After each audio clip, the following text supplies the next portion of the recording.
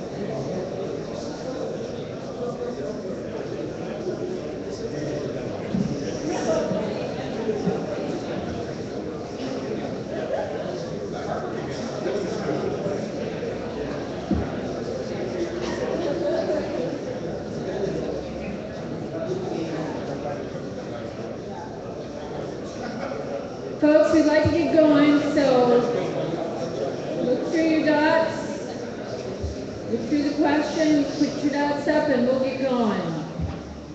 And if you come down front, you'll get rewarded, I promise. When it comes time for questions and answers, we'll get you your first turn. Because the A students are always in front.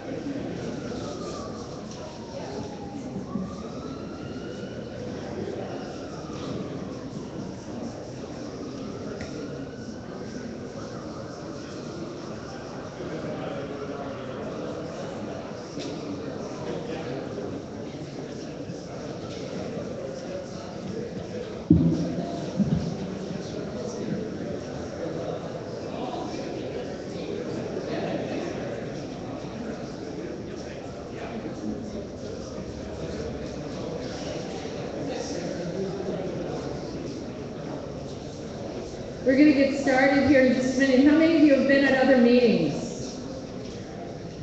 So you can tell the rest of them folks, that's good. The rest of these folks, this is a small meeting, right? And we've been having 500, 400. So thank you all for coming out. I'm just chattering here because I'm trying to make time for folks to finish at the dots, finish at the boards, and come on down.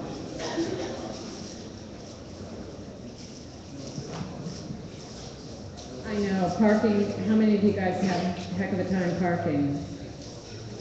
Oh look, nobody did. See, there was only one hand that went. You walked and biked, good, yes.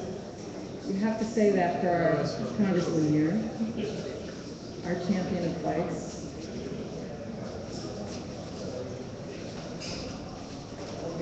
Turn it up.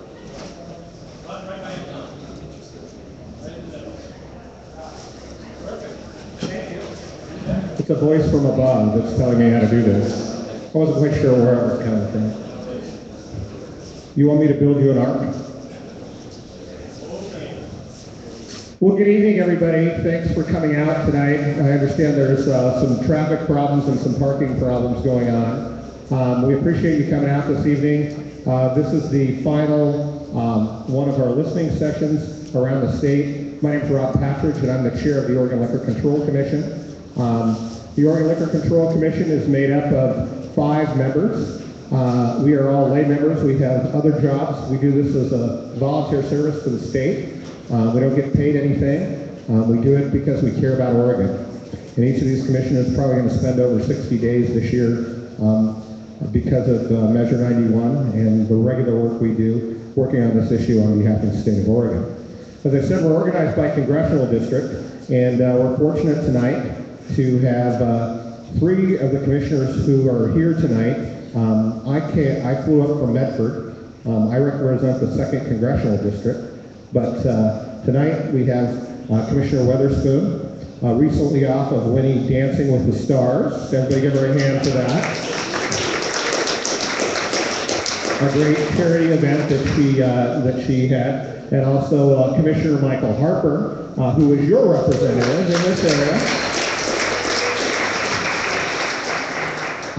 And so we're really happy to have you all here tonight. We're going to kind of tag team this, but we're also very, very fortunate to have with us tonight your member of Congress, Congressman Earl Blumenauer.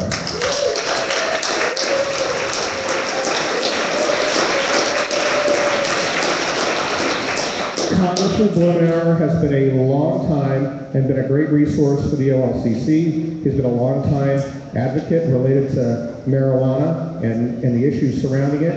And we are really fortunate to have his experience, and your district is fortunate to have his experience. Even though I'm a Republican, I say good things about him. So see, those are great.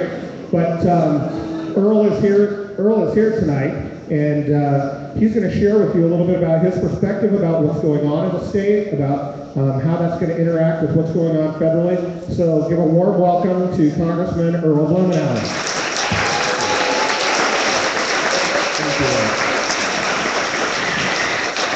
Thank you very much, Mr. Chairman.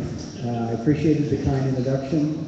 Having the commission here, and as you pointed out, this is a volunteer assignment, and I don't know that people understood what they were getting into. We really appreciate your service, the time and energy you've expended to try and make sure that we get it right. And I appreciate you responding to a request that I made, that we have at least one hearing here in Portland. We have the highest percentage approval in the state. People care about it here, and people have strong feelings. They want to make sure that this is done right, and we appreciate the work that you have done to try and bring those things into alignment. Truth is, I have been working on this for a very long time, before everybody here but Larry was born. And it has been fascinating to watch the evolution of the issue. I was pleased to see Oregon with Measure 91, which I think was the best drafted initiative that we've seen. Lots of time and energy went into that. It was done right. There was, I thought, a very constructive campaign around the state. I was pleased to have played a small role in that, but it helped raise the public awareness. And now we're sort of in an interesting spot because this is an issue that is really taking hold nationally. We have now 4 states and the District of Columbia that have approved adult use, something that a lot of people are not aware of. 213 million Americans now live in a jurisdiction where some form of use of marijuana is legal. 213. 34 states and the district, and even some states where it's not yet legal. Florida, voters in Florida voted 57% for medical marijuana this last fall, but because of the way they established their constitutional amendments, it required a 60% vote. But marijuana, I pointed out to my friends from Florida, got more votes than any politician in Florida. And we're watching attitudes evolve. We're learning from what has happened. In Congress last year, we had 17 pieces of legislation that were introduced. Virtually all were bipartisan.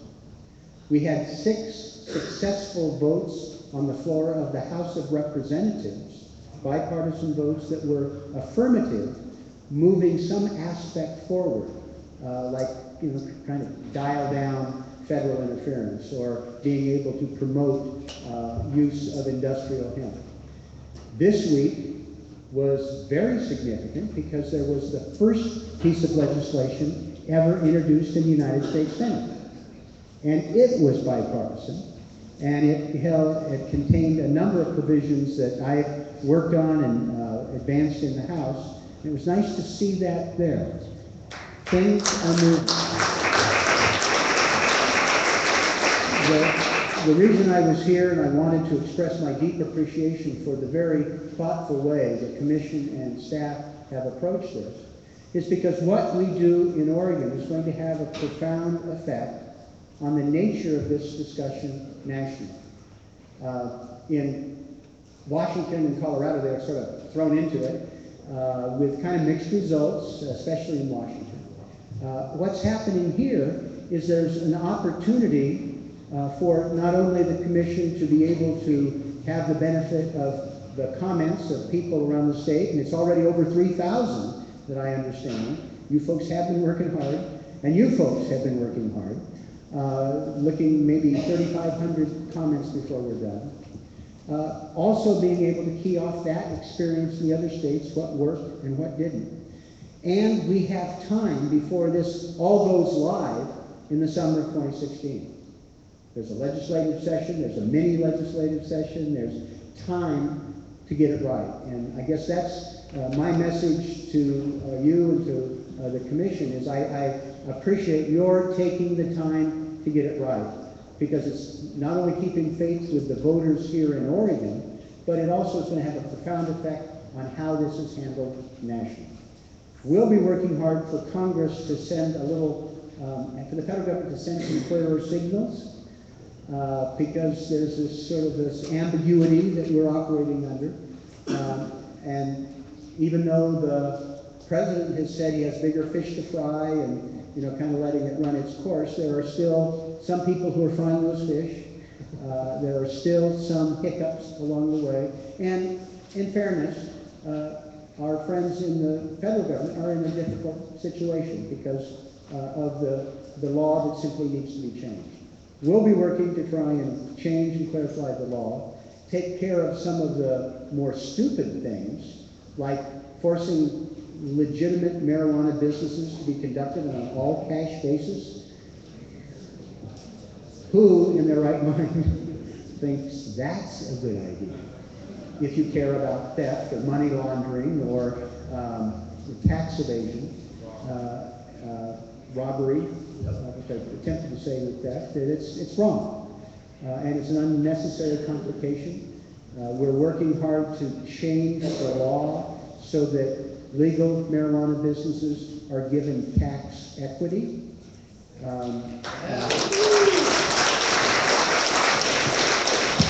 Some of you know that because a drug dealer in the 70s tried to expense his yacht, Congress sprung into action, and the way they wrote that prohibition, it unfortunately extended to legal marijuana enterprises. And we're working to change that. I was pleased when I had my first press conference on the bill. I was joined by Grover Norquist, who doesn't necessarily join me on legislation, but he understands and was very articulate that was wrong. So I am confident that we will make progress on things like this that are mechanical.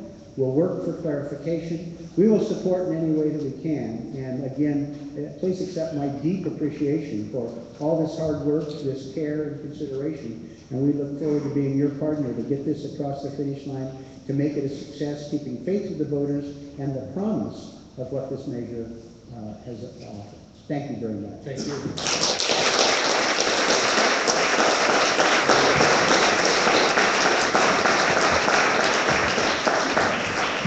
Well, Congressman, thank you for taking time out of your valuable schedule.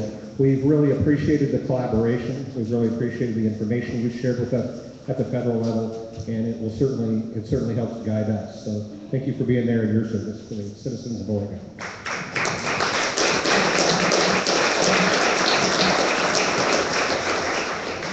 All right, so tonight we're going to tonight we're going to talk a little bit about things that the OLCC can control. And that's going to be our main focus tonight. This is the 11th meeting in the state that we've done. I've only missed one of those meetings because I had to testify before the Measure 91 Implementation Committee Wednesday night, and at the same time we had our Newport hearing. But one of our other commissioners went down, and that's his district, and did that meeting. But we're here tonight to really focus, and we want to make sure as we start tonight that we continue to focus your attention on those things the OLCC can control. Just to let people know, we all come from diverse backgrounds and differences of opinion. My day job is I'm the Klamath County District Attorney. I voted against Measure 91 and was publicly against it. But I'm also a state legislator. I was a state legislator previously, and my job is to do what to implement what the Oregon voters voted on. We're not here tonight to stand on the air hose. We're not here, I can use the word relitigate because I'm a lawyer. We're not here to relitigate Measure 91. We're here to put a system in place that's safe and responsible, keeps within the spirit of Measure 91, so we can continue to move forward. And I think we've done that, and I think people in the state feel we've done that. We've spent countless hours in the legislature doing that. So tonight I don't want you to feel like we're cutting you off if you're bringing up a point that's a legislative fix that needs to happen. We'll note it as a legislative fix, our staff will note it as a legislative fix, but we can't spend a lot of time here doing those things. We're here to listen to those items that OLCC is going to have an impact on. And so I don't want anybody to feel cut off, we don't want anybody to feel like we're treating you rudely, but we are trying to take the time that you all are out here spending to get those things down so that we can make a difference. Okay? So with that, we're going to start off, but I'm going to have an opportunity here for you to meet the commissioners a little bit. I've told you a little bit about them, but first, because I know that Michael and I are going to do this presentation together, but I'm going to let Pamela Witherspoon, one of our commissioners here in the Portland area, introduce herself to you, who I said was recently off Dancing with the Stars. So she did a great job for her charity to do that. And you should see the video. She showed me the videos just as we got here. She did the mambo, but nobody here can dance the mambo that we know. We were going to make her give a demonstration, but we didn't. Hilarious. Thanks so much. It was a lot of fun. It was a fundraiser for Peace to RI, which is a affordable housing organization in North and Northeast Portland. So I was really happy to be able to do that. I am Pamela Witherspoon, as he said. I work at Legacy Health. I'm responsible for community relations at Legacy Health, specifically for Legacy Emmanuel and Randall Children's Hospital. I've been really actively involved in this community, doing community development work for about 10 years. And I have been on the commission for about 2 years.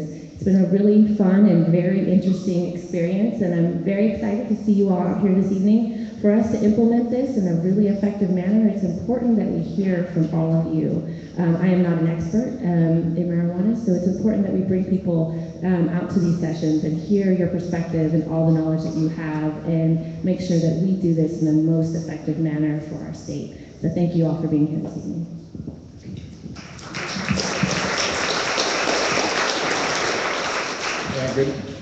Good evening. I'm Commissioner Michael Harper. I represent District 5, actually the Kurt Schrader's district. Yes, and I'm also excited to be here, not only because I represent business. I've owned a State Farm Insurance Agency for 25 years, and I do understand the ups and downs of business. Your investment in this enterprise is going to be incredible, but there are some positives and some negatives. And we're here to let you know what they are and let you know that we have a concern and care for what you believe in. I also did not vote for Measure 91, but I am so excited. I had a split household.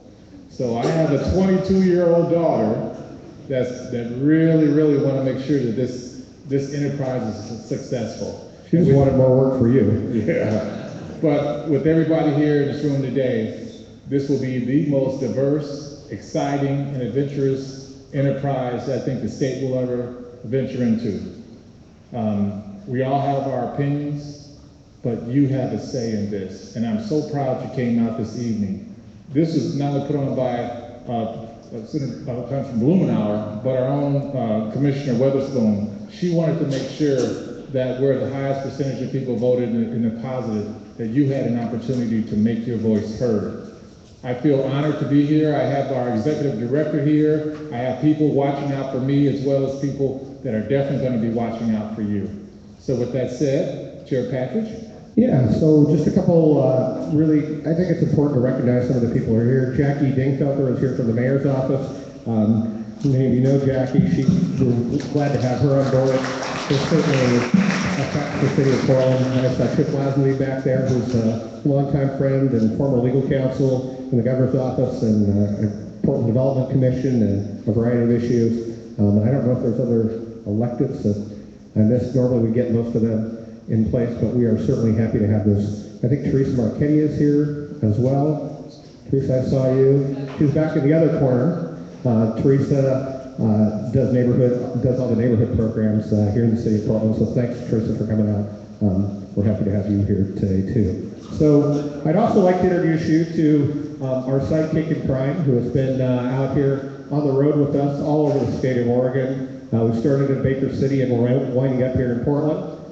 It's been a long journey. We've appeared in front of almost 4,000 people to do these listening sessions around the state. We've learned lots. And Jean is here tonight. Jean is from here in the Portland area. She is a professional facilitator. She and her company do this for a variety of things. But she's helped us to develop this process, which has provided great input for the commissioners. We've shared much of this information with the legislature about what we've heard on the road and about the opinions. And we're continuing to do that. So Jean's here tonight, so I'm going to let Jean give you kind of some of the ground rules, and then Commissioner Harper and I will dive in and kill you with PowerPoint for about 20 minutes, but I think it's a good start. So I'm just going to run it through real quickly. So I'm not a facilitator who usually starts the meeting saying, here's where the bathrooms are, but this building is tough. So the bathrooms are at the very bottom of the stairs if you go out to the front door. Also, we have, as you see here, an opportunity for those who are hard of hearing. We have closed caption, how do I say it? Closed caption something. Anyway, right up here, lots of seats handy where you can see that. I asked earlier how many people had been to other meetings, and you were so good, you were all honest, so raise your hand. Do it one more time so the people around you can see. I think this is the highest percentage we've had of people who are repeats. They have witnessed some really interesting meetings, and I encourage you to talk to the folks that have been there. The first chance at speaking is going to be for the folks who haven't been to the other meetings, because there are a lot of new people here too. But I will say that because this is the last one, because there are so many repeats, when we come to open mic, you guys will let you come up and speak too, okay? So quickly, how the meeting is going to work. We had you put your dots up there for a reason. There are so many issues that the OLCC is going to have to develop rules around. Their role is to implement the law that was passed by the voters and that may be tweaked by the legislature, but to develop the rules for how to do that as it pertains to from growing to selling. So that's the area we want to focus on. We really want to give them the input they need. The areas they don't cover are law enforcement, medical marijuana, a number of other things. We will certainly take any issues you have, but try and focus on the things they need to hear about. Other thing I want to say is these have been huge meetings. I mean, repeatedly big crowds.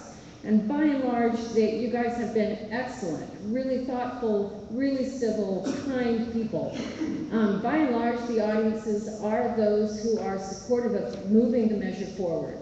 But there are folks who come and are likely here who are not interested in that and are concerned. And I want those of you who are here and are concerned to know that this audience will be very respectful, and so feel free to speak as well. And I think that was it. Survey. How many of you guys filled out the survey in advance? So that helped us design these meetings in terms of knowing what people's issues are. And one thing I like to share up front is so that you all know, it didn't matter whether it was law enforcement, growers, dispensary folks, users, it did not matter. The the highest issue of concern was protection of children. So there were a lot of commonalities across the board. So with that, So this guy who pushed his way up to the front is Commissioner Marv Raval. He's a great guy. He did the meeting in Newport. Welcome, Commissioner Raval. Good evening, everyone. Why don't you tell me a little bit about yourself? The other two commissioners did that. Okay. Well, first of all, I apologize for being late. I actually put on the wrong watch that had daylight savings time not. So when I picked up the right watch and said, okay, I'm late. So my name is Marv Raval, and I represent Congressional District number 4, which is basically Lane County, Eugene, Congressman Fazio's district. I own a commercial insurance brokerage with offices in Portland and Eugene, and I used to be for 20 years a police officer. And so, as you might imagine, I did not vote for ballot measure 91. Having said that, I'm the guy that often says, I'm looking for this to be our next Silicon Valley. This will be our next wine country, because I really believe in what we're about to do. And I really believe that we're going to do it right. We're going to take our time. I have 2 sons who've been making fun of me since November, who are grown. One, I'm about to become a grandfather for the first time. And this has died. Okay. And he told his mother, you know, I like Dad okay, but I don't think I'm going to let the kids hang around with a drug lord. I said, okay. I never really liked you that much anyway, so I don't care. And the youngest boy texted me the night that it passed. I was watching his old team play. He said, so Dad, what's it like to be one of the top 5 drug dealers in America today? I said, you know, I just finished paying for your college and you owe me $1 million. So I'm really happy to be here. I think what we're about to do is going to be epic. We've learned a lot from the states that have already gone before us, and I think it's going to be a wild ride. I'm looking forward to it. Thanks, Commissioner. We appreciate you being here tonight.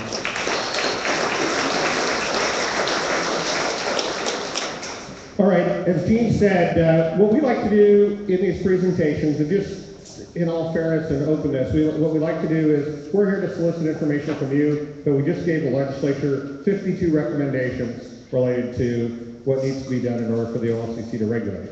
But we're here tonight because in every meeting, we come up with new things, we come up with new ideas, and we come up with things, a new way to look at things. So we're here tonight to get those ideas. We're here to ferret those things out. But the first thing we like to do, and the first thing that we found out as we've gone around the state is, we need to give everybody a baseline about Measure 91. Everybody doesn't know what it was. It's a big, huge ballot issue. We want to walk everybody through Measure 91, give you some background. So Commissioner Harper and I are going to walk through this presentation. At the end of the presentation, we're going to have some time for some clarifying questions. The clarifying questions are really just about this presentation, what you understood about this presentation. Then we're going to do kind of a guided discovery piece where we go through based upon the dots that you put up, so we can get your input, the commissioners can see what you have going on, we'll have some dialogue, and then at the end we'll have an open mic time that you can ask questions of us. And so that's what we're going to do tonight. We've never had anybody go away not having their question answered at the end. A lot of the questions get answered during the process, but because these are big meetings, it's hard to get everybody in front of us. We had, I think our biggest meeting was over 500 people in Eugene, so it was huge. And we had 500 people almost in Clackamas as well. So we're glad to be here. So Commissioner Harper and I are going to kind of take you through what is Measure 91.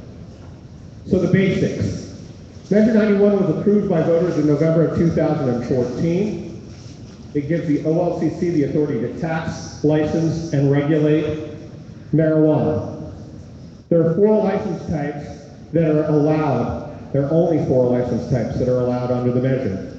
Those are the producer, which is a grower, the processor, the wholesaler, as well as the retailer. Those are the 4 license types. We'll go into a little more detail on those in a bit. And again, a licensee may hold multiple types of licenses. So Unlike alcohol is when we came out of prohibition. In alcohol, you can't hold multiple license types unless maybe you're like a brew pub. But here, under marijuana, the bill says you can have every single license type. Commissioner Harper. Again, the excise taxes will be paid by the grower.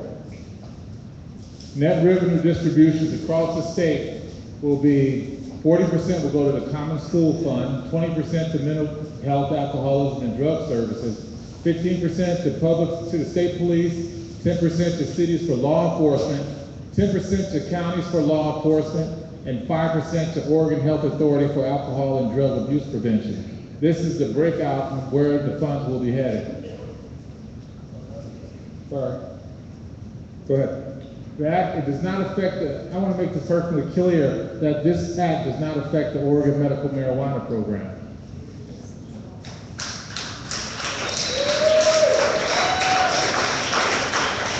The act does allow home grows of up to 4 plants and 8 ounces per residence beginning July 1st, 2015, right around the corner. The act prohibits consumption in public. The act does not allow local governments to tax marijuana, and localities may opt out through a general election. All right. So, while the act does not allow local governments to tax marijuana, over 100 jurisdictions in the state of Oregon, cities and counties have said that they want to tax marijuana. So this is a huge issue that's before the legislature. You're going to continue to hear about it, about what's going on. The legislature does have the ability to change Measure 91. Unlike Commissioner Raval would tell you, unlike Colorado, where most of this measure was constitutional, in Oregon it's statutory. So the legislature does have the ability to make some changes in the legislation. So just so you're aware. And an interesting thing is localities may opt out, but how many people know that that the city of Portland, if it chose to, could opt out of having any bars? And okay, most people don't know that. You can opt out also in alcohol, but it would take 10% of the voters, registered voters, to get an opt-out on the ballot, and it would have to be voted on by the people in a local jurisdiction. So that's the way it's set up very similar to alcohol.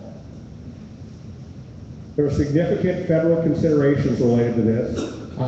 As Congressman Blumenauer told you earlier this evening, he's trying to make some accords so we have some clarity. But I think the interesting thing is that marijuana remains illegal under federal law.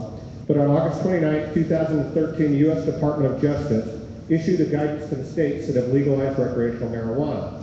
What they did was they authorized something called the Cole Memorandum, C-O-L-E Memorandum. The Cole Memorandum is what the OLCC is using as its guiding document, and that's what Colorado and Washington have used as their guiding document. You can go to marijuana.oregon.gov, which is our single source state site, for obtaining information and download the Cole Memorandum so you can take a look at it in its entirety. But tonight we're going to walk you through kind of the issues related to what the federal guidance is on this. Preventing the distribution of marijuana to minors. We want to prevent revenues from the sale of the marijuana from going to criminal enterprises, gangs, or cartels. We want to prevent the diversion of marijuana from where it is legal under state law to other states. And we want to prevent state-authorized activities from being used as a cover for illegal activities. We want to prevent violence and the use of firearms in the cultivation and distribution of marijuana. And finally, preventing drug driving and other adverse public health consequences associated with marijuana use. And also, we want to prevent growing the marijuana on public lands. One more? Yep. And we want to make sure definitely preventing marijuana use on public property. So just so everybody understands, we want to put that out there. To realize that while the Cole Memorandum does provide guidance, and I'm an attorney and a district attorney, it does provide guidance to the states. This doesn't have the force of law. Congress didn't pass it, so it could be changed from administration to administration. So they could decide tomorrow that they're going to change their guidance and come after marijuana growers, and that could be it. So we just put that out there as a caveat, not to scare anybody out of the market, but just to be clear so everybody has the same baseline. In order to meet the conditions of the Cole Memorandum, both states, Colorado and Washington, have adopted a seed-to-sale tracking system, which is a robust inventory tracking software in order to ensure that taxes are collected and inventory does not migrate from the legal system to the illegal system.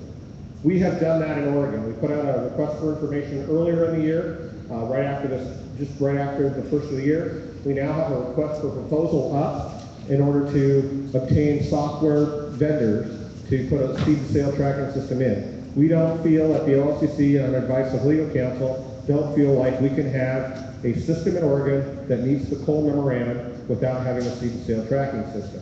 What the seed-to-sale tracking system is it's designed also for more effective audits and again to satisfy the federal guidelines. What we're planning on doing as part of the system is every plant is tracked via code from seedling to final sale to the consumer, and vendors have developed this software.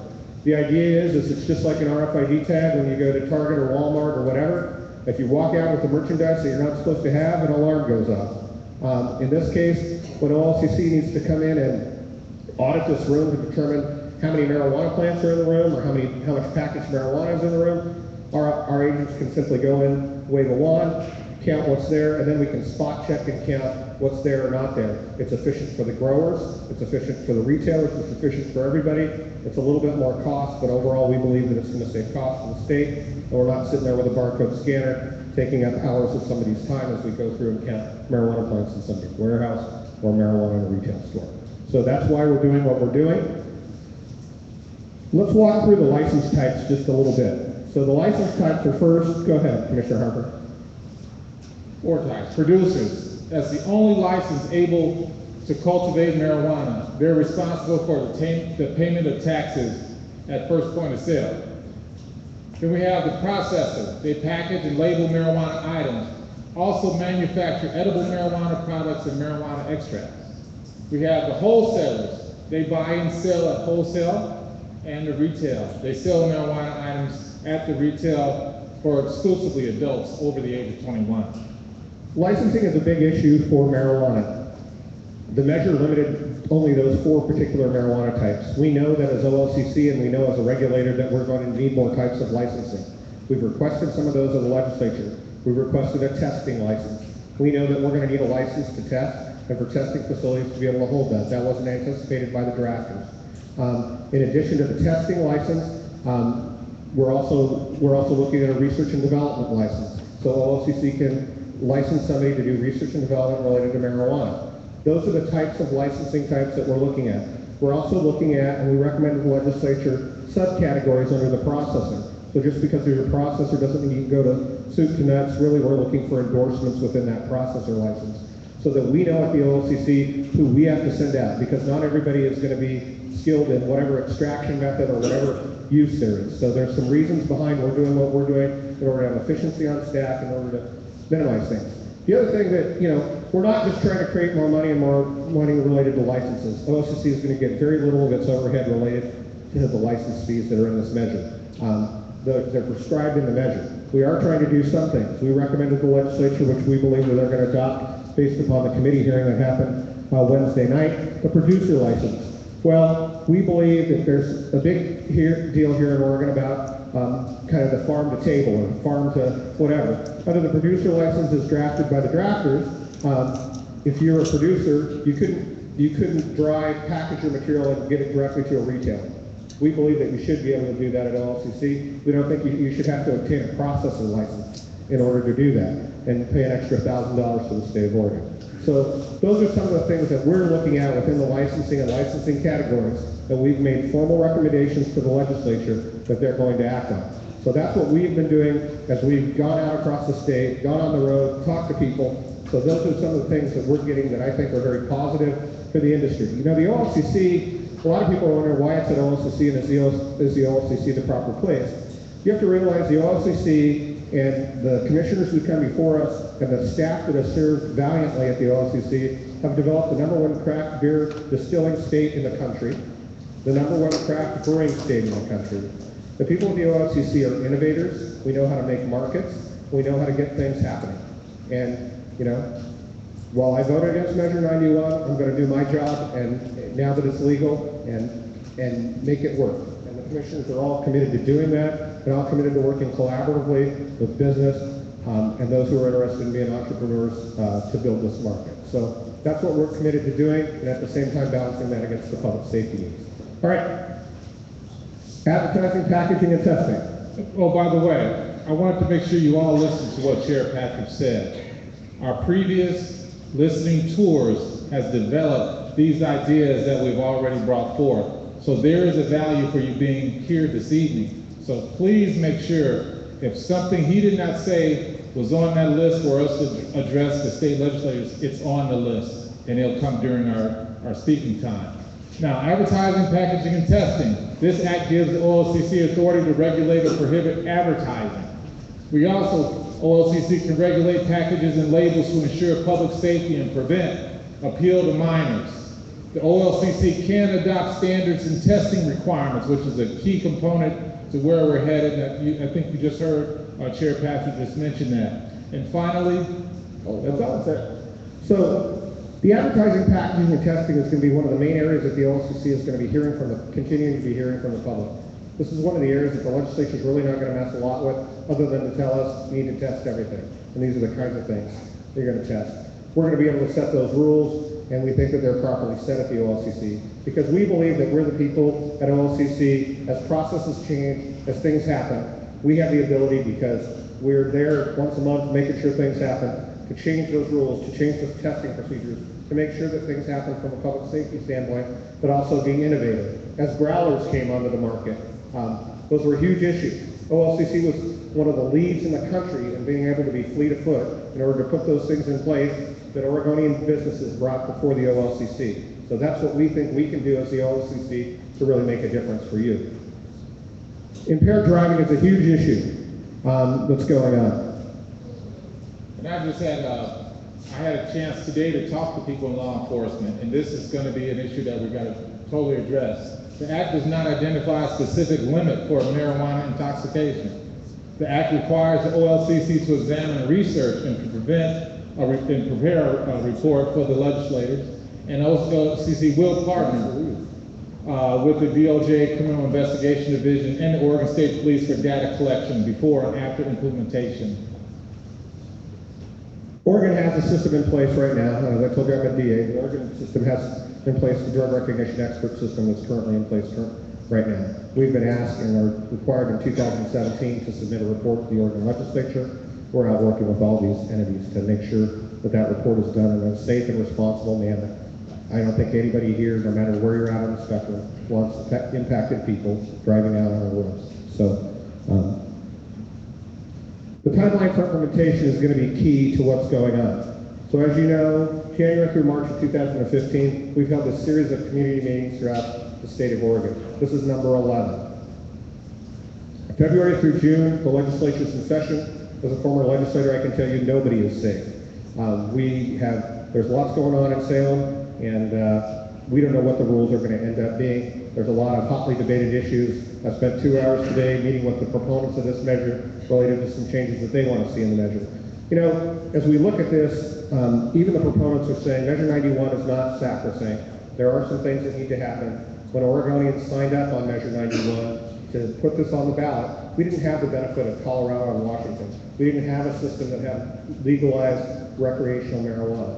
So even the proponents are saying it's not sacrosanct, and we want you to realize that as we're making these recommendations, we're doing so in consultation with a variety of people, but also in compliance with what we need to do legally.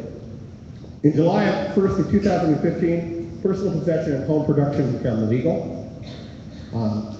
So people are going to be able to grow at home. They're going to be able to grow those 4 plants at their house and have up to 8 ounces within their home. But OLCC feels a responsibility, even though we don't have any regulatory authority over the July 1st, 2015 legalization on the possession piece and the growing piece at home. We went and asked the legislature for money to put together a public service campaign so we could educate people about what their rights are.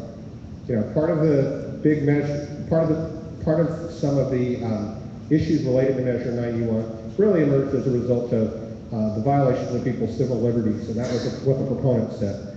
the criminalization of marijuana and the unfair criminalization of marijuana is what several of the proponents and the writers of this measure said.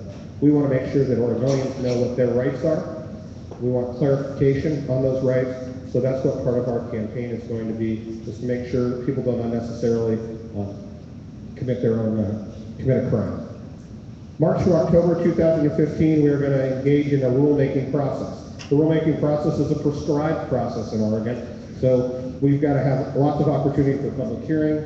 We've got on our website, and we'll talk a little bit about later, some of the things where you can get involved in the rulemaking process. In November of 2015, we plan on adopting rules. These are going to be a temporary set of rules because of the timing that was put on the OLCC because of this measure. Again, that's all going to be prescriptive. On January 4th, 2015, we're going to begin accepting applications for licenses. That was put in the measure to say January 4th, 2016, we've got to begin begin accepting licenses. But does that mean that January 4th, 2016, people are going to be able to walk into a retail marijuana store and buy marijuana? No. You guys were in Portland. You watched the nightmare that happened in Washington State related to supply and related to a variety of issues for the way they did it. We're going to learn from the mistakes of what our neighbors to the north did. So we're going to prioritize our license types as they're processed through the OLCC. We're going to do the grower licenses first because the marijuana crop has to be grown because it's in the seed to sale system, right? So it has to be grown, then it has to be processed, then it has to be packaged, and the retail stores have to be put up. So it's going to take some time. So late in 2016 is when we believe actual retail sales will begin, because it's got to go through the process, and there's not a way to make it really go faster. All right? Remember, we're asking for public engagement, your opinions, your suggestions. We hope to know, we want you to know that your voice is being heard. We're doing it by going through these listening tours. And by the way, we're doing it because you have an opportunity for us to see how we're doing our job. The biggest place you can find that out at is marijuana.oregon.gov. We'll be going through rulemaking hearings, commission hearings, and the OLCC can only make rules to implement this law as written. Testing, labeling, and some citing requirements, applications, and licensing. But again, the key place to find information is marijuana.oregon.gov. Our engagement so far is more than 212,000 hits on our website. Pretty cool. Most people laugh when we say 200,000 hits. 212? I'm sorry, I'm from the south side of Chicago. We say 212,000. We write it out like that. Do you know children have a tough time writing checks today? Well, that's a different program. I'm going to ask you to write me a check. They do. You give a child a check, they don't know what to write on it. Email listserv has over 11,000 subscribers. Our community meeting plan surveys has had over 16,000 responses in just 1 week, and that's what got us started from this venture in the beginning. We're listening sessions in 11 communities. Our next to last one, Commissioner Reval just got back from, so we've been to Baker City, a fine place, Pendleton, Roundup, Salem, Eugene, Ashland, Klamath Falls, Bend, Beaverton, Clackamas, Newport, and finally, Portland. And by far, I can tell you, when you have a congressman come and share with you what's happening at the federal level, by far, this is the best meeting. For information, and nobody should go away saying they don't know, because you've heard it. For more information, please go to marijuana.oregon.gov. So as part of what we're going to do in our engagement process, we wanted to have this informal conversation with Oregon. And that's what these listening tours are about having our informal conversation with Oregon. It's your opportunity to talk to us before we write the draft rules. Before we write the draft rules, we don't want to make a bunch of mistakes, and we certainly don't want to take more heat than we need to. So we want to learn from you about what you want in those draft rules, about what we think is reasonable, so we can create those draft rules and then have you engaged in this rules process. So we're going to have a rules advisory committee. Every single one of the person in this room is more than welcome to apply to be on that rules advisory committee. It'll be small.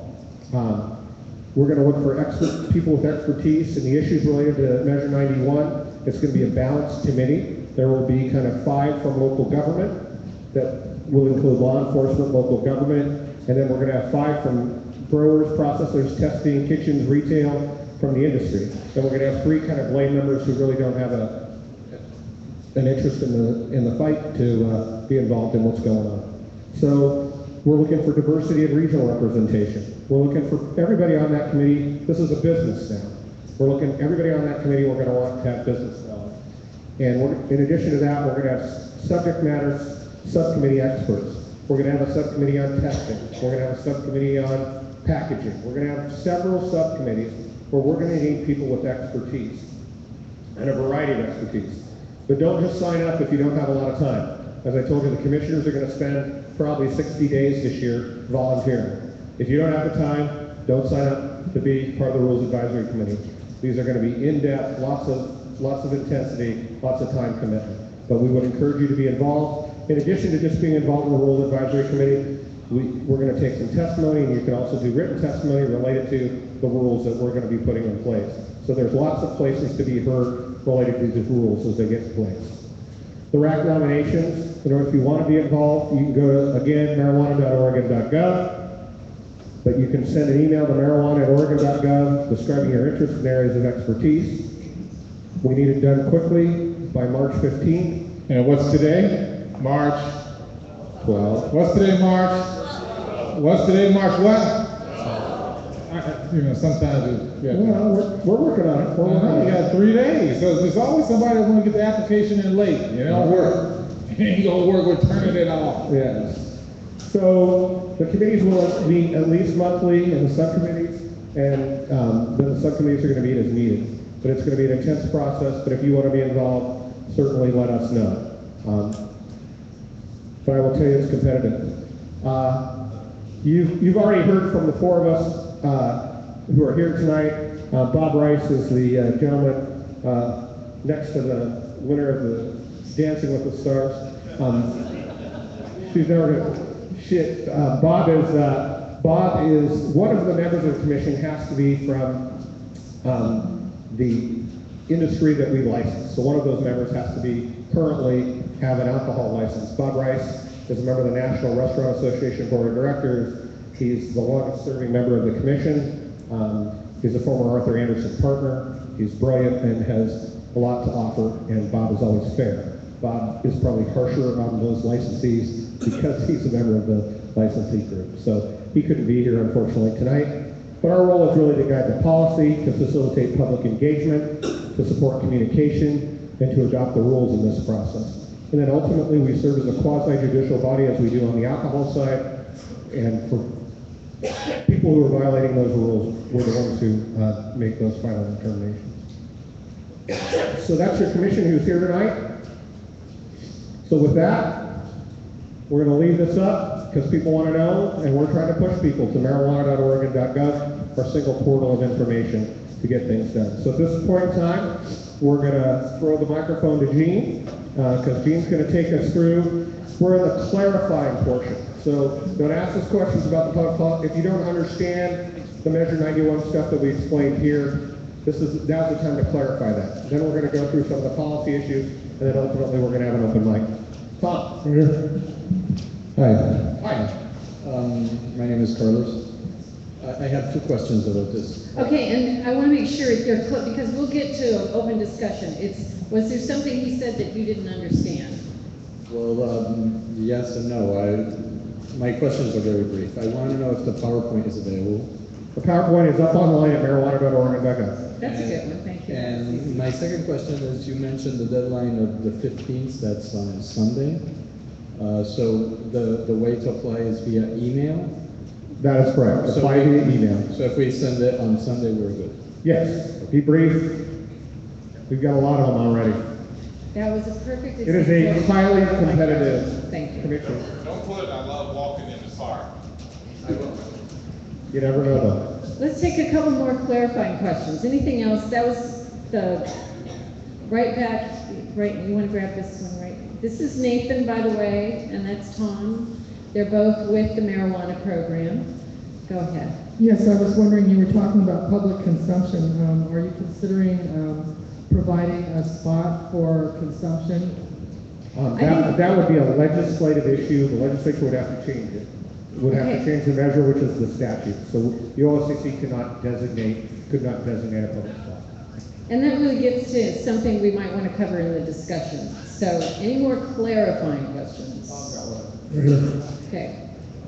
My question is, my name's Lee Berger. I wanted to know whether the commission was clear that the Cole memorandum was providing guidance to United States attorneys and not to the states, and that the United States attorneys were given guidance on when to use the enforcement power of the Controlled Substances Act, and that no United States attorney for the District of Oregon, since the Medical Marijuana Act was passed, has arrested or prosecuted anybody who was complying with state law. We are aware of that. Thank you. Okay, so, there you go. So you guys, you are welcome to clap. I encourage you to keep it short because we've got a lot of ground to cover. So shall we jump into, do you have one more, Nathan? Okay, one more. Chair Patrick, Commissioners, thanks for having this meeting. You mentioned that the measure gives the power to OLCC to regulate and or prohibit advertising. Could you go into detail about, is that time, manner, place, style, location, time? What would that be? Well, what we've told everybody is that there's an overlay of the Oregon Constitution, but we do have, by the way that the voters passed the act, the ability to limit the advertising. But that still has to fall within the Oregon Constitution. We are going down that path currently. There are several people at several of these sessions who talked about whether that should be like alcohol or whether it should be like tobacco. We're not even sure that some of those things that are restricted to alcohol and tobacco, because the First Amendment in Oregon is interpreted much more liberally than the federal Constitution, we can even make some of those restrictions. So we have to talk to legal counsel, we're going to talk with the industry, and we're going to try and come up with a set of rules that work, that provide bright line guidance to licensees so that they're not violating what those things are.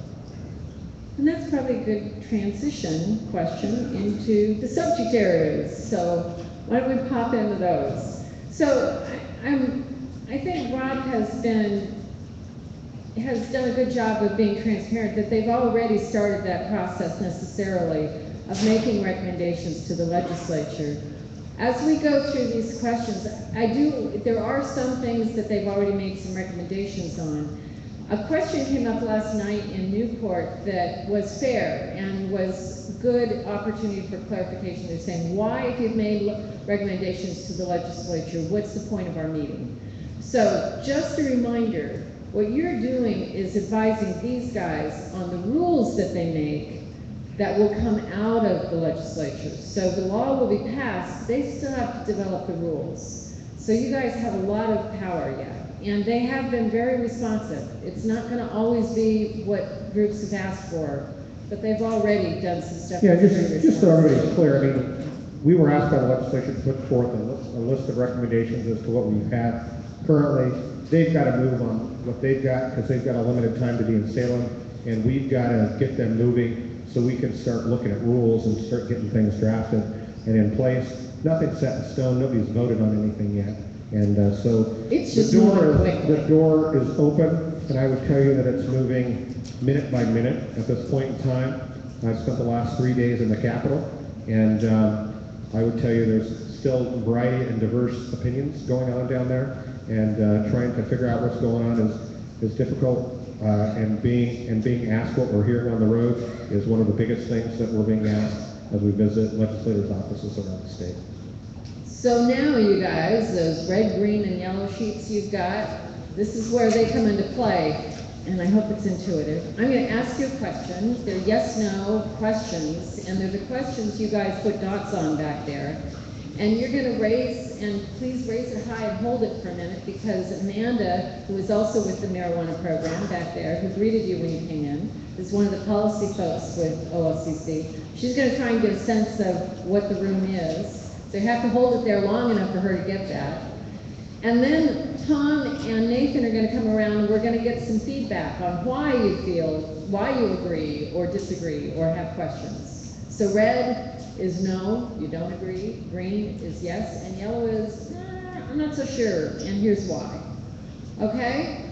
So let's jump in. So the big area for this group, and it's different at every night, is on licenses and retail outlets. So let's start with the first, which is, should there be restrictions on where marijuana-related businesses can operate? Yes, green, no, red. So mixed, we got mixed here. So patches of red and patches of green. This Keep is them up interesting. high, we're trying to get a good idea. And yellow. So should there be restrictions on where they can, We even have a barrel couple up here. and this is Put up different, recreational. things. So Tom, do you have somebody that would like to speak? You're yellow, right? And tell us your color. I'm yellow, and my name's Scott. Actually, I just moved here recently from Washington State, so I'm fairly involved. My wife and I with I-502, we worked on some projects up there. So in regards to where they should be, they had a 1,000-foot rule, which is now in place. So I am kind of in the middle, because yes, I believe, like the 1,000-foot rule from the school is actually applicable, but then, it gets a little bit carried away depending on the city or the area of the state. 1,000 feet from the school, 1,000 feet from the playground, 1,000 feet from the daycare, and so on and so on. So at some point it gets ridiculous where it's kind of like just set up that way to prevent that type of business from opening that area. So it's a good idea in principle, but you're concerned about how broadly it might be applied. Absolutely. Like for just a real quick example, just for what the rule is in Washington State, you'd have areas that would say, all right, it's fine, we'll allow I-502 shop to be in this area, but then they'd go ahead and they'd find out that a business was going to, be in an area that they didn't want them in, and they'd build a playground across the way, so that blocked them out. So, what's stopping different, cities that aren't favorable to the 91 to actually do the same thing in that area? So maybe let's ask a clarifying question as well, too. So, how many people? Okay, so this was one of the questions that got raised in the legislature. So, let me define school for you first. So, what we define school as, and what it's defined as in the Oregon Medical Marijuana Program, is those K through 12 institutions that people would be required to go to. So, the compulsory kind of schools, whether those be public or private schools, people are required to be in K through 12 education. Okay, so that's what school means. So how many people think that there should be a restriction? So how many people think we should have a restriction locating within 1,000 feet of a school? So they can't be within 1,000 feet of a school. Okay, so mixed, but but less no yellows green. and a few more greens. Okay. Red is no restriction within 1,000 feet of a school. Green is restriction within 1,000 feet. Okay, so now let's ask a follow-up question to that. How many people think that marijuana marijuana retailers should be 1,000 feet from each other? Green, yes. You think they should be 1,000 feet from each other? Red, no. Yellow, maybe. That's a lot more reds. Okay, so that's a lot more red. Okay? So those are just interesting questions that we ferret out. Okay. Nathan, you had another person. Okay, go ahead. Yeah, my name's Harry Caulfield. Talk right into it. Okay. I believe there should be, retail outlets should be kept 1,000 feet away from a school, but due to the nature of the way it is grown, you have a secure, locked up, airtight, light-tight environment. You're not advertising you're growing. And if you have somebody who has a shop 1,000 feet away from a school, they should be allowed to have their place secure and grow inside there. They're not advertising, especially since you can put up a fence around your property and grow 4 plants in your backyard as long as it's not visible, but it's out there. So why can't the locked up shop grow and the guy who has 4 plants in his backyard be able to grow within 1,000 feet of a school? Okay, so you're not talking about the retail located Retail You're should talking be about the for grower. Yeah, the growers, the licensed type should dictate whether you can be within 1,000 feet. Okay, so it should depend on the license. Jane? Yes. Go ahead, ma'am. My name's Melinda Hobb, and I don't agree with the fact that people are saying that they should be within 1,000 feet of school. If it's not the same for liquor stores or bars, why should it be the same for dispensaries? I was a recent victim of a drunk driving accident. I can't hear her. I was a recent victim of a horrible drunk driving accident, and my whole life injuries and everything would not have happened if it was somebody who was smoking marijuana. Okay, all right. So there was a question up front too, and you brought that up. People have asked us every time we're out there, is there a restriction on alcohol, or it's not, okay? Okay. All right, let's move to the next question, okay? We've got a lot of ground to cover. So this is an example of one that OLCC has had to provide some advice on. And it is, should retail outlets be co-located with medical marijuana dispensaries? Yes or no? Red, yes. Green, no. Green, yes. Green, yes. Green, yes. Red, no. Okay, should they be allowed to co-locate? So this is pretty mixed. Some groups it's been across the board green, some it's more mixed like you guys. A lot of green though, that they should be allowed. Let's grab one of the greens, and then I'd like, because Rob, as he pointed out, talked about seed to sale, I'd like Rob to kind of talk about the recommendation they've made so far. Oh, there's a green to your left. Not with that level, sorry. Oh, he's spoken before, that's why I heard it. We do want to have different people speak. So if you've spoken once, we're going to go to somebody. My concern is we've been searching for a retail location for a long time. It's very difficult. When you look at the school locator map online, everything is cut out. When you do find a location that is commercially zoned and all the stars align, then you talk to the owner and he's like, no, I don't want it here. And so my concern is that if we make it too restrictive, and if we don't combine the medical and the recreational, we're going to have an issue where we're going to have a whole lot of product and no place to sell it. It's going to be the opposite situation that Washington had. So I think we just need to be, cognizant of that issue, that it is really becoming very, very challenging. Oregon City, Wilsonville, Lake Oswego they have policies in place now where they will not issue a business license if your business violates federal law. So forget voting. They don't have to have a vote of the people in their district. You're not going to be in any of the suburban areas. Tualatin's out. Very, very difficult. Okay. All right. I want Rob to thank you. I want Rob to take a second here because they have made a recommendation on this one to the legislature. Yeah. Talk about that. The OLCC has made a recommendation to the legislature, and we've taken the position that we will not allow the co-location of licensees. The reason we've done that is because it's not, we've shown you the Cole memorandum, and we've told you tonight that there has to be a seed-to-sale tracking system is what we believe. We believe because of what's going on, we can't have grows at the same site, we can't have retail locations at the same site because we're trying to set up a system that's a model system. And if we have both at the same place, we think we run afoul of those things, and that's what we've talked to council about. So that's why OLCC has taken the position it has. We know you may or may not agree or disagree with that. Certainly, we've had many conversations with legislators around the state related to this issue. So I have a different question for you, maybe, as we deal with this. So how many people think if marijuana goes through a seed, so we have the option potentially at OLCC to let licensees sell medical marijuana at a retail dispensary.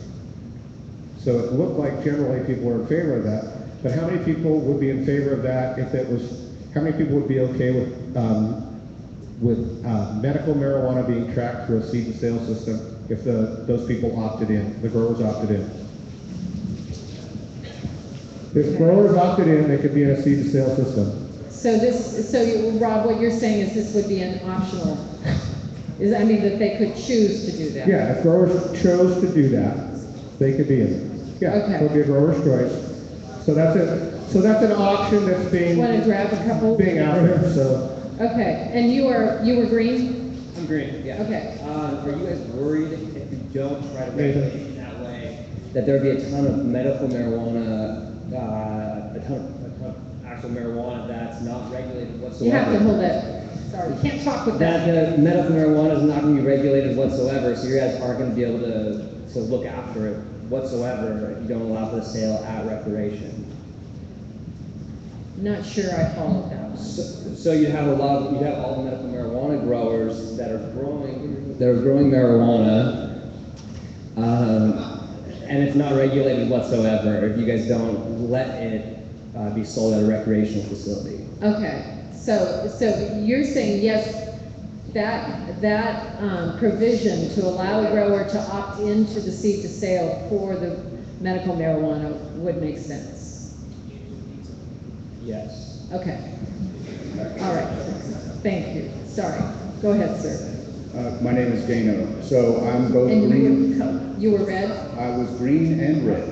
Green and red, okay. Both of them, so I did. So first I have a question, and that is, can you explain how the medical marijuana program has been allowed to exist in so many states without a seed to sale program, and essentially without complying with the directives of the Cole memo, because all of that pre-existed the Cole memo? My concern about merging the medical with the recreational is essentially, in a sense, it amounts to a government taking, because the companies and individuals that have invested time and effort and money in developing the medical program now have to undertake a whole new level of regulation, expense, time, trouble, learning to now comply with the new system. It's, in a sense, making them invent their businesses twice. So it's a two-part question. So to answer part one, the Cole memorandum is really about recreational marijuana. It's not about medical marijuana. Okay, so different set of internal deals at the Department of Justice. In relation to a government taking, that's why I said it's an opt-in program. So if you opted in, it can't be a government taking. But if you wanted to be able to sell through the retail channel, medical, that was the option I was trying to give you.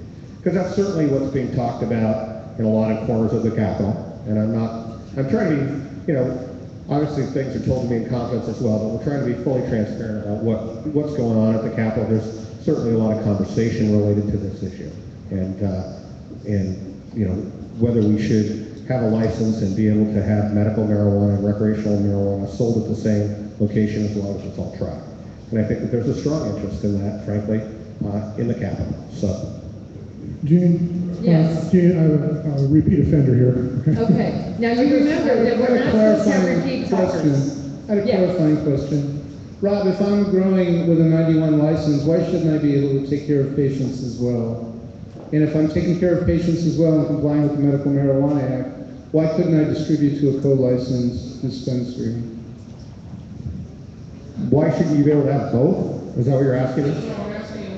If I'm cultivating, if I have a 91 license and I'm cultivating and I want to also care for patients, which is what growers under the medical marijuana program do, they cultivate for patients, and I'm complying with the Medical Marijuana Act with those limits and everything, and I'm complying with 91, why shouldn't I be able to distribute to a co-licensed retail outlet? That's the part that's confusing to me. Well, what we're saying is we don't believe that they can be co-located at the same location, to have unregulated grows, which is what it is. It's unregulated grows except for card stacking in Oregon. Except for card stacking, there's no regulation about the amount, what's being tracked through the system. We feel like it has to be tracked through the system. That's what we advised by council. That's what I was asking the secondary part of the question. I don't want to spend a lot of time here because I know Let's there's a take lot a of other couple issues. more and then go from there. Can you clarify, you said not co-located for retail, but also you're not going to allow co-location for growers or production facilities. So if I have a production facility, I would not be allowed to run product for the recreational market and run medical product. Correct. Unless you did the seed to sale for the entire thing. Unless you did the seed to sale for the entire system, we would not co-locate you. Okay, so for example, I'm an extraction company and I have patients I've been serving for a long time. creating extractions for them. If I wanted to also work in the recreational market, I would have to have 2 different facilities in order to do that under the recommendations you've given to the legislative. Correct. Okay. I get If your medical growers opted into a medical, that's why I left it open. If your medical growers opted into a seed to sale tracking kind of system, then you could do both at one facility. But they would all have to be, and I couldn't have other patients that maybe I don't grow for, but they say, hey, I can't produce this extract, can I bring you my product and produce that extract strictly on the medical side? And I'm not even going to be giving it to a dispensary, I give it back to them. So this is kind of some of the, how do we clarify these 2 fields, and how do we keep track? Because I know there are a lot of people that are trying to plan for businesses, but not wanting to also mean that their patients that they've been serving for a long time are suddenly left out in the cold if they're going to actually use this knowledge that they've created to also now operate a legal recreational business. We understand. James, right here. Okay. Hi. I've been very actively involved in the medical community for a long time. And the problem with going seed to sale is you're going to take all of these medical patients who the majority are on a fixed income right now. They're not going to be able to afford the cost for their medicine if you do take it to a seed to sale. And that's going to be the biggest problem with them. And that's the problem that I hear in the community right now with all of these people. And it's not fair to those people that depend on that.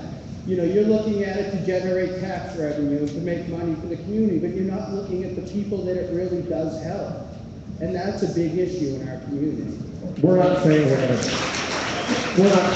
taxing the medical side of things if they were to come under a seed to sale tracking system. So if it does, there's no way to avoid that the price is going to increase. There is no way to avoid that. You are going to tax, the growers are still going to get taxed at that. It's going to get taxed, maybe not at the same level, but it is going to get taxed. And right now, I have patients right now, you know, I think I give away so much medicine for free every month to people that get screwed by their growers, that can't afford to go out and buy medicine. I had a guy approach me off of Craigslist recently, told me he is in desperate need. He's a veteran and he was injured in a war, and he can't afford his medicine. Could I help him out? He promises someday he'll return the favor.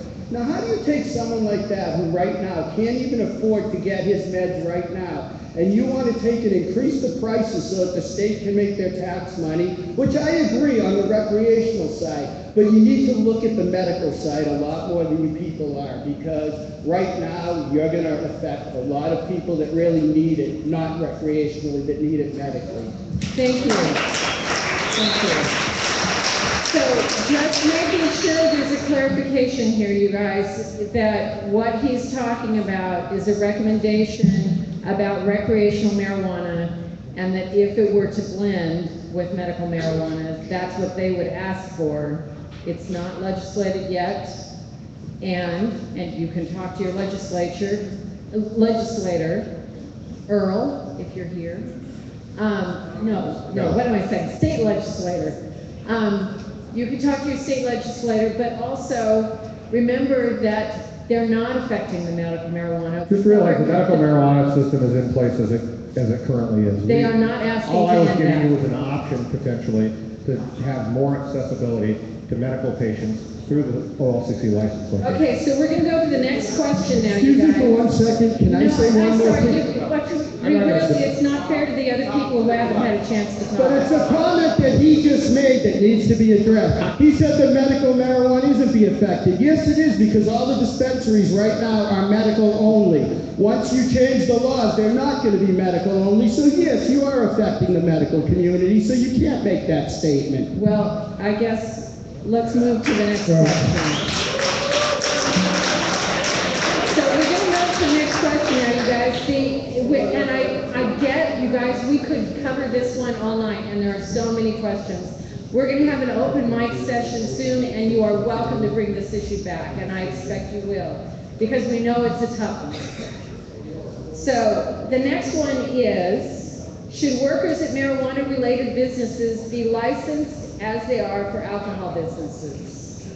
Should workers, so green, yes, they should be licensed as they are for alcohol businesses, or red? I see a lot of red over here, more greens here, more reds and yellows and some greens, more mixed here. So Nathan, grab one of the folks, how about right there? The couple, she says no, she doesn't want to. This patrolman does. So yes, go ahead. Can you repeat the question again? Okay, so should workers at marijuana-related businesses be licensed as they are for alcohol businesses? Retail. And this is recreational retail, not, so, and it's about education, you know, like a food handler's permit kind of thing. Go ahead. I would really enjoy to have somebody that's educated to serve me as a bartender or knows the product and knows what they're serving and is educated. Okay. And I think it will help the community to be educated as well, because as a bartender educating a consumer using the product, using the medicine, recreational marijuana, they will be able to explain to the community what, you know, how they've been educated, what the medicine could do in recreation, instead of having someone that doesn't know what they're doing. So we've heard a lot about education, and what you're talking about is the bartender can then, if he's or she is educated, can pass that education on. Yes, absolutely. Okay. All right, so other perceptions. Go ahead, Red. I don't think the intent of the OLCC in this, with this question, is to provide the type of information that consumers want. And I think if it's a retail establishment, it's not a bar, they're not serving, they are simply dispensing a product like the OLCC liquor stores do. So given that, there should not be a requirement. There should be a need for any employer to make sure that their employees are educated about the product that they are dispensing, but as they are not allowed to serve.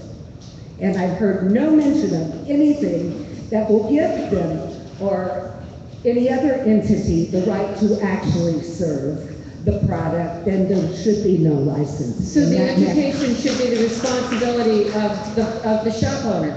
Yes. Okay. All right, and that's another perspective we've heard. So we've got a yellow way in the back. Right here. Oh, okay, go ahead, Nathan. I'm sorry, she was ready. This will be very short. I just wanted to clarify that licensure is not about making sure that bud tenders are educated about the product. My understanding of licensure is about ID checking and making sure that the medicine or the product is going to people who have a legal right to have it. If I go to my local brew pub and their servers really know a lot about local Willamette Valley hops, that's not because the OLCC taught them that. It's because the business owner taught them that. So let's just be clear what we're talking about. Okay. So let's take this one, and then I know you have a follow-up question. Go ahead. And a quick comment is that I believe it only is affecting the retail side. The growing side, the laboratory side, I do believe needs to be regulated in their employees and education at the highest degree. Okay.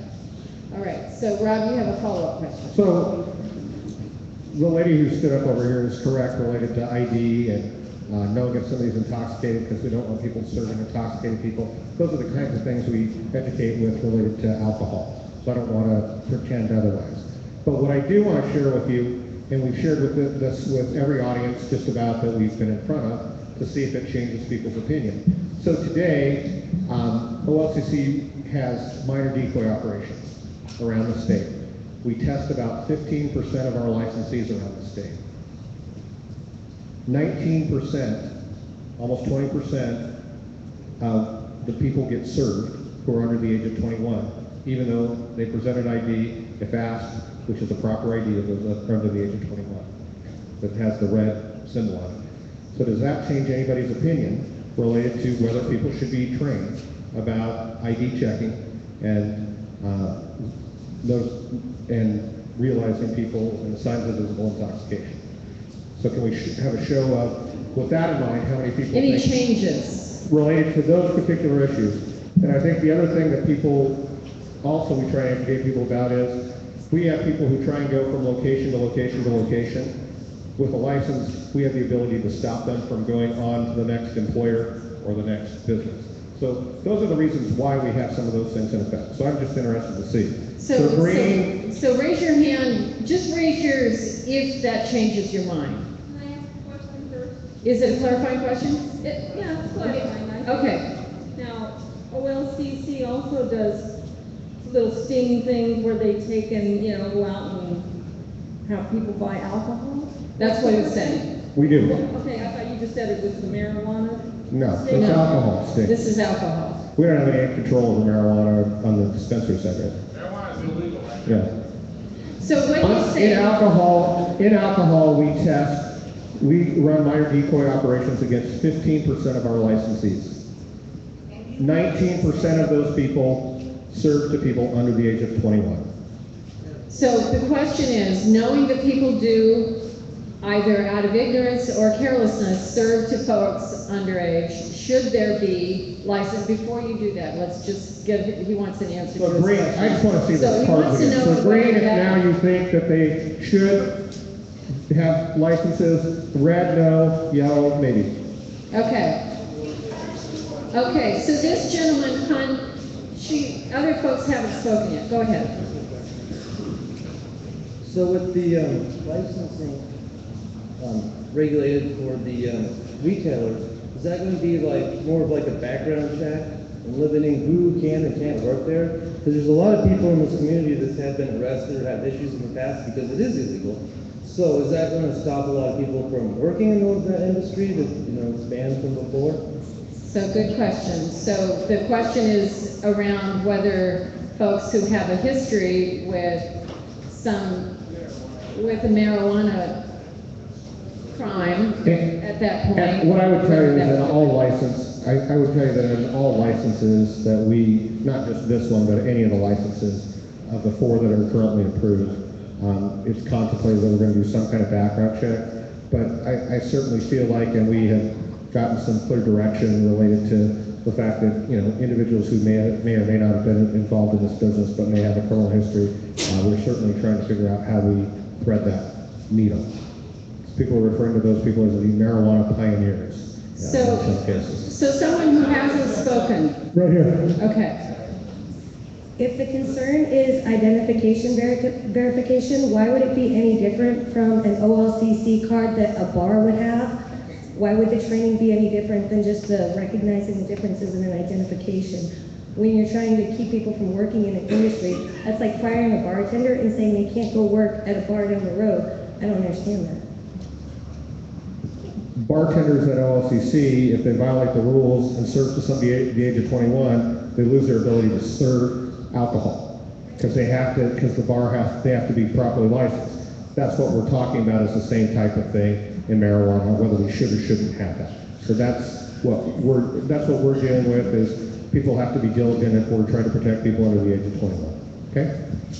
I think we've got lots to go. So yeah, we're gonna go on. One of the things that we're worried about, actually, as a commission, is that this is a new product for a lot of people who've never used marijuana.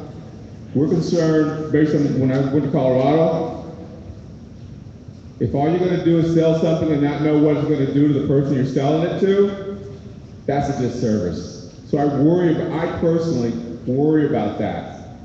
No, we're not having services in bars or smoking units, but we need to educate the entire state of Oregon what's about to happen, and so we're going to need help. And that's why we're asking these kind of questions. It has nothing to do with the medical side. This is the recreational new customers coming in, because it's going to be a new business. That's why we're asking these kind of questions. We need to know. Thank you. So we're going to move to the next question, the next area. And this is growing. And again, the growers category got a whole lot of attention. And when folks came in, I talked to several of you, and this was one of the first things you talked about. So the question is, Should there be limits on the size? And that can be number of plants or canopy, and we've heard both. But should there be a limit on the size of commercial marijuana grow operations? Green, yes. Red, no. A lot more reds here than at a lot of places we go. So a lot more. So let's hear about why. Why shouldn't you? I feel like that commercial is different than medical, okay? So if I've got 360 acres, a section in Southern Oregon, why shouldn't I be able to cultivate that? If I meet all other requirements, seed to store, everything else, why should there be one? Okay. All right.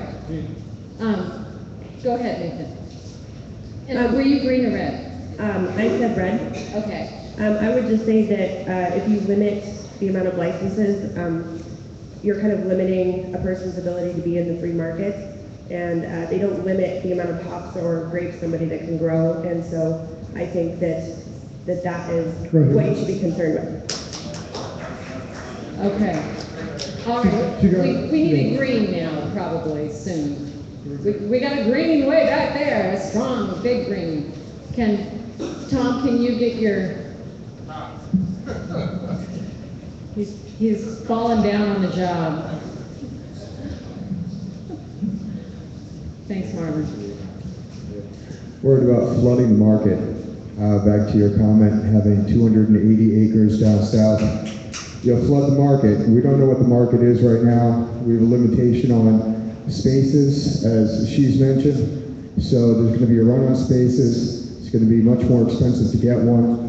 If you don't have a limitation, someone down there with 900 acres is going to flood the market. Okay. So what can you do once the market's flooded? It's happened in Washington. Dispensaries aren't able to sell the marijuana. Yeah, you drive the price down, but only in the state. If you're allowed to ship it out, but you're not federally, that's a different story. Thank you. Okay. All right. How about a yellow? Who had a yellow? Way back there, Nathan. Way back in the back. There's the woman with the yellow.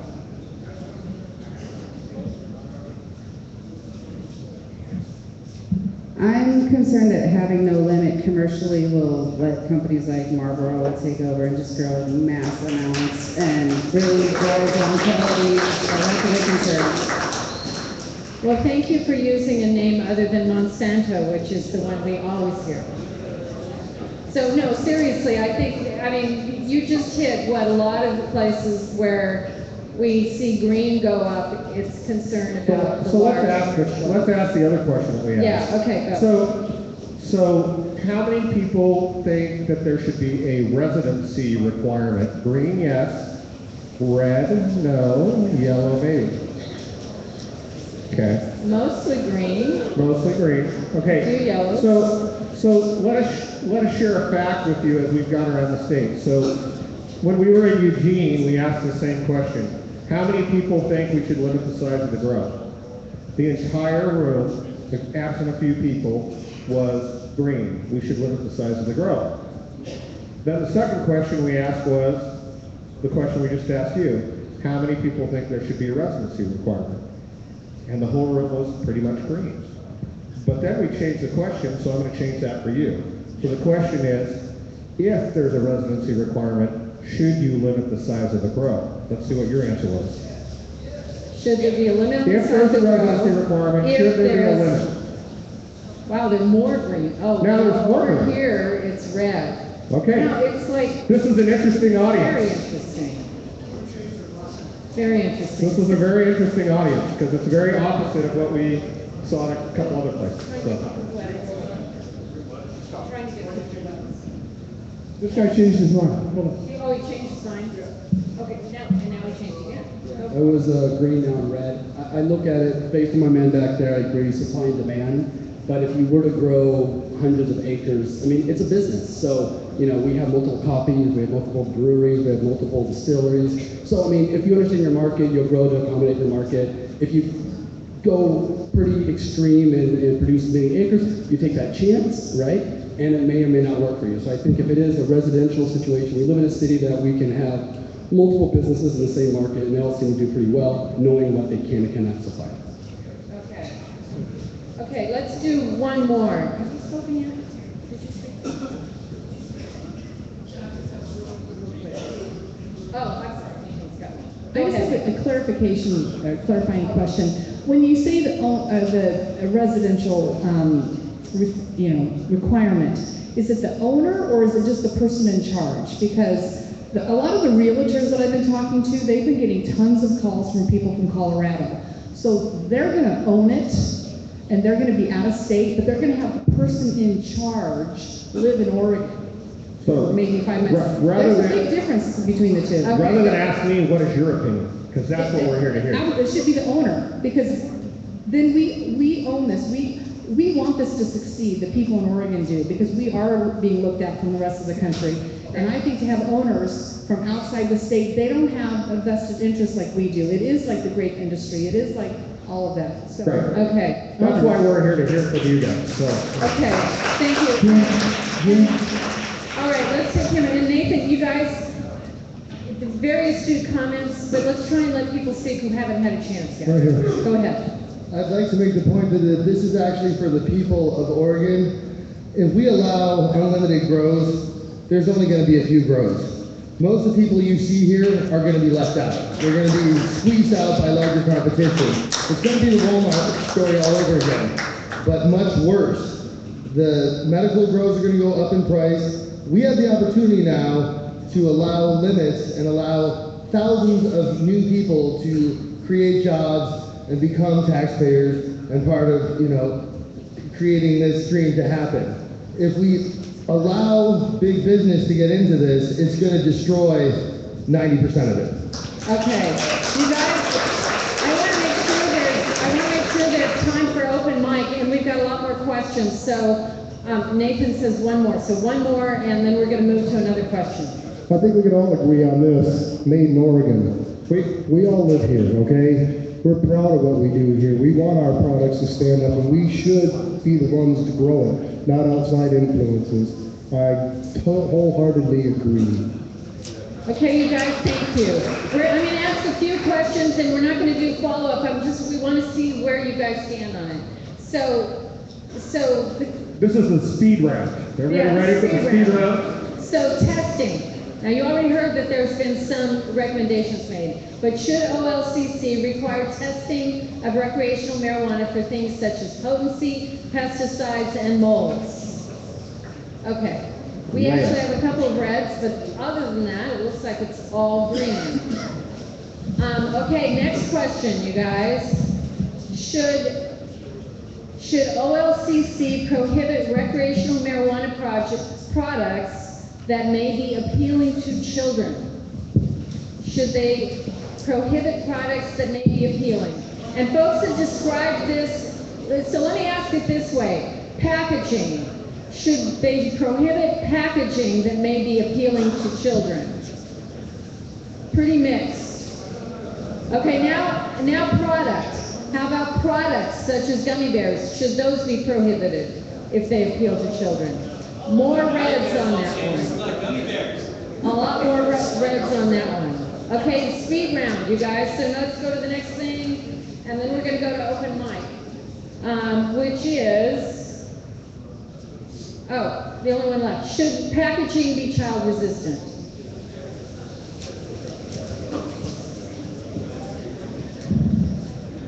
All right, thanks. So we're going to do the open mic part of what we've got going tonight. So we've got two mics. If you want to line up behind the mic, if you want to ask a question, we're here. If you want to make a statement, we're here. We're trying to get information from you about what's going on, and we'll try to share what we know as well if you have questions. Realize we're in the rules process. A lot of these decisions haven't been made yet. That's why we're here to listen to you. All right, this line's longer, so we're going to start on this side. Go ahead. And you guys, warning, you have to make that mic, point it right at your mouth. Hello, I just quick comment on the medical recreational separation. Just want to shout out here for advocating for growers and processors to be able to do both, because they should be, they're the experts at that, but for medical and for recreational to really distinguish itself from medical at the dispensary level, I really sympathize with the difficulty of finding real estate, but we should not present a face of, craft brewing. We should not be encouraging people to get medicine at a craft brewery. So therefore, in my mind, recreational dispensaries should really craft their own image, their own rules, and medical dispensaries should be completely separated. Thank you. Hey, folks, I'm sorry. I know this room really echoes. So if you want to talk, have a conversation other than listening to these folks, let's be respectful. Go outside, because you can't do it in here without it echoing. I'm going to take a unpopular point and advocate for outside investment. One of the worst decisions made by Colorado and Washington is limiting the amount of outside investment, restricting it to in-state only. There's a number of businesses that are about to fail after April 15th and when the taxes come due. So banks are obviously not going to be able to lend as long as the FDIC prohibits them from lending, which is currently the case. So specialty, smaller companies that lend to companies, they have to go outside of the state to bring in capital to help lend to these businesses. So it's literally going to kill a number of businesses, compounded by the fact that you're not going to have a cap on the number of licenses. So I just strongly encourage you guys. Oregon doesn't have a cap on the number of licenses, and you certainly should watch the debate in Salem, because I know that there's some interest in limiting capital. The OLCC does not have the ability to limit capital, so that's a legislative issue that you need to watch, that Measure 91 committee. Okay.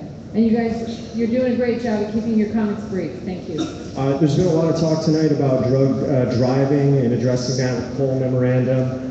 It looks like a number of other states have decided to ban delivery. I think there's an important channel of revenue with regulated home delivery, and I think it's necessary for us to address it with sensible policy so that business owners that are also dealing with zoning issues and a number of other issues are able to serve the patients in Oregon or the consumers in Oregon with a safe access solution. Part of what we testified on last night, the legislature needs to clarify Measure 91. It's not clear to us under Measure 91 whether home delivery is allowed or not. We believe it's a policy decision that the legislature needs to make. So again, I would direct you to the Measure 91 committee. You can hear them online, but talk to your legislator. Well, first of all, I'm a resident of Portland. I'm also a bar owner, and I appreciate. Well, I don't agree with everything the OLCC does as a bar owner. I did appreciate the process of becoming an owner and the financial checking and the way you guys do background checks. I think that should be applied basically the same to these businesses. And as far as the outside financing and funding, I think outside individuals investing, whether it be family members or friends, should be fine. But if you're talking about corporate interests, that should maybe be where it stops. And I'd also like to see maybe a recommendation to the legislature to have more money dedicated to education. I think as we are looking at a national discussion, having clear education about what marijuana does to people, how it's used, is going to be more important as we go forward. We have a two-part educational mission. We've talked to the legislature about that. We got $350,000 to at least put something in place related to July 1st. We have a two-part mission. One, to educate about those underage, and two, to educate about responsible use. And we believe that we've got to do that as the OLCC. That's our mission. Good evening. Carla Kay, electrical engineer, Skunk Farm Research and Specialized Formulations. I want to thank you all for the great job that I see you guys doing. I love the input that you've given us. I would just like to address the issue of the size of the grow and restrictions on the size of the grow. I believe here in the state of Oregon, and Portland in particular, we know what craft is. And it doesn't matter that Olympia Beer produces tons. It doesn't matter that Schmitz, it doesn't matter. Who cares what they're all producing? It's crap. I don't drink, and I won't let Rainier in my refrigerator, nor will I let shitty pot in my house. And so here's the deal. Let's grow big farms, let's grow little farms, let's take it all over. Let's let Oregon make all the money. Let Oregon produce the marijuana that's Miller, that's got all the little guys. Let us go to other states when it becomes legal, and let us sell the Marlboros and and the camels and the basics to them while we enjoy primo bud. Piggybacking off what she said, she's 100% right. You can't limit the amount. You're really going to mess with the free market. And furthermore, in regards to the craft brewery, she's 100% right as well. Also, you guys got to reconsider the late 2015 open date for retailers because practically speaking, if you're issuing producer licenses in January or February, you're going to have product that's ready in May-ish, June-ish. You can't force these guys to sit on all this product and slow their cycle up. You need to have retailers promptly ready to accept that product. It's only going to be 3-4 months after you issue the producer license. Yeah, we're aware of that. We're just telling you we're going to phase it. So middle 2016. Because the staff timing is going to be the biggest issue. Go ahead. Chair Patrick, Commissioners, thanks for having this meeting. My name is Russ Belva. I'm the Executive Director of Portland NORML, and I was seeking some clarification from you. You mentioned 19% as the figure for underage serving. How much is that is related to liquor stores, bars, restaurants? Because when it comes to Colorado, in Larimer County, they did a sting to try to get underage service at a medical marijuana dispensary or at a pot shop, and they got exactly 0. So since we are so strong in checking for IDs, is that really a fair comparison with alcohol and marijuana?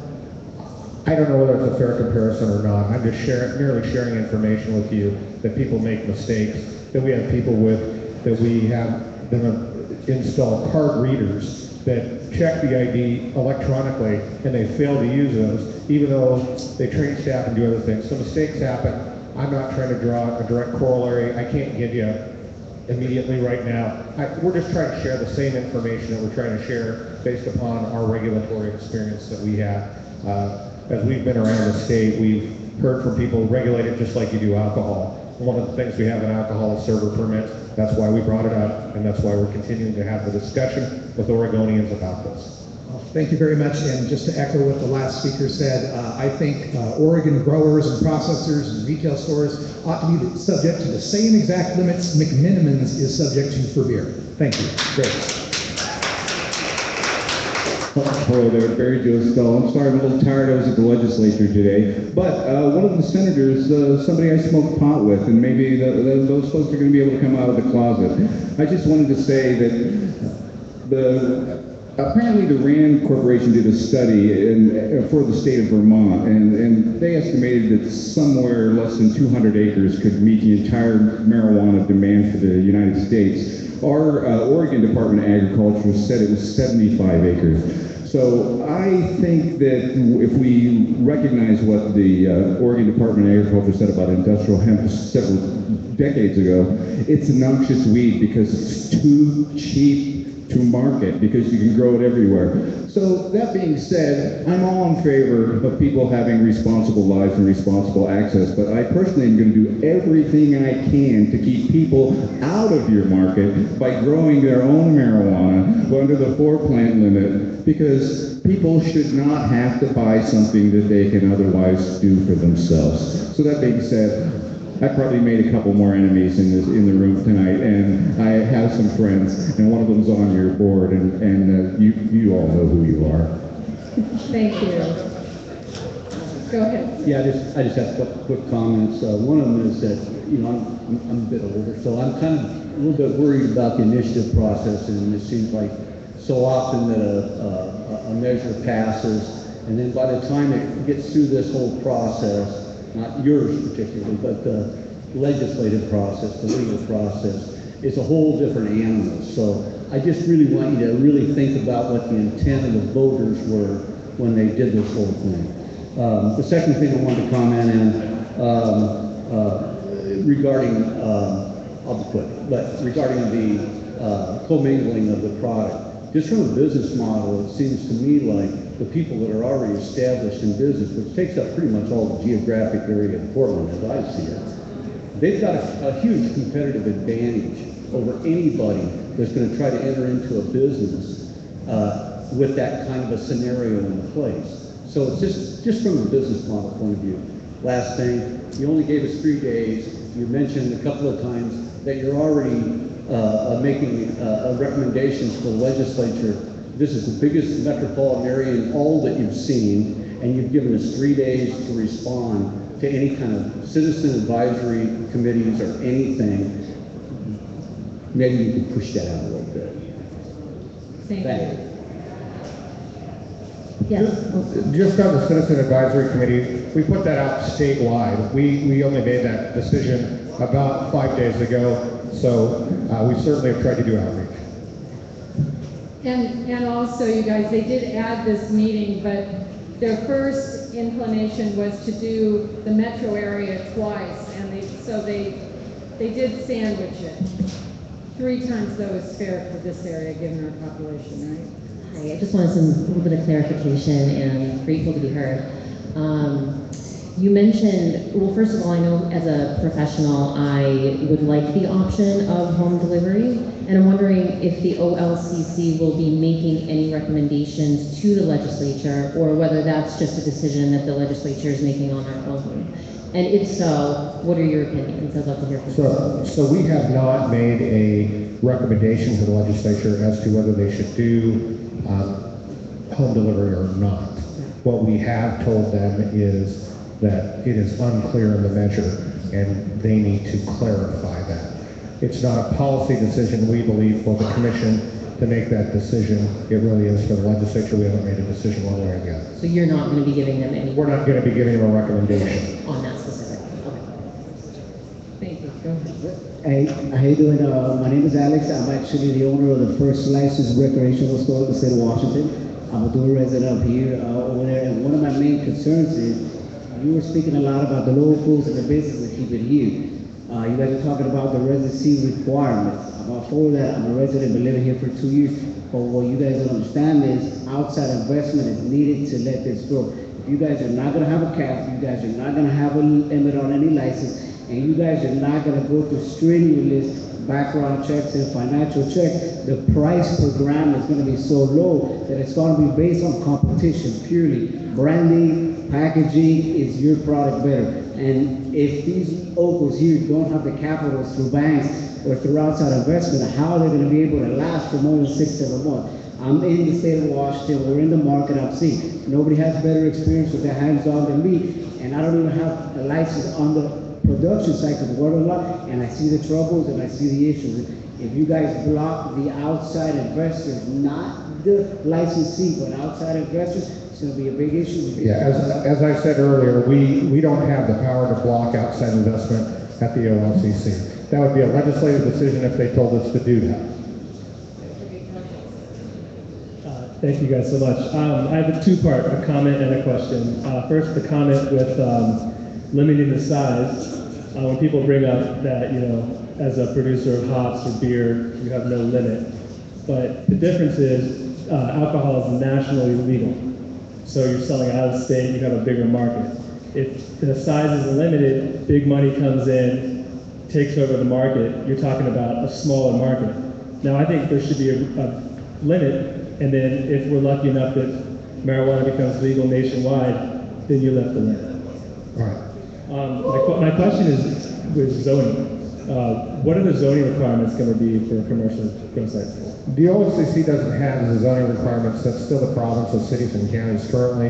The only zoning requirement that's out there related to Measure 91 is related to within 1,000 feet of the school. It's not clear how Measure 91 and the proponents agree. From my conversations with them, they agree that it's unclear related to the measure. But what we have is delivery within 1,000 feet of a school related to a felony. So that's how it's kind of backed into. So really we've asked for clarification related to that, related to the legislature, and whether they want those within 1,000 feet of the school or not.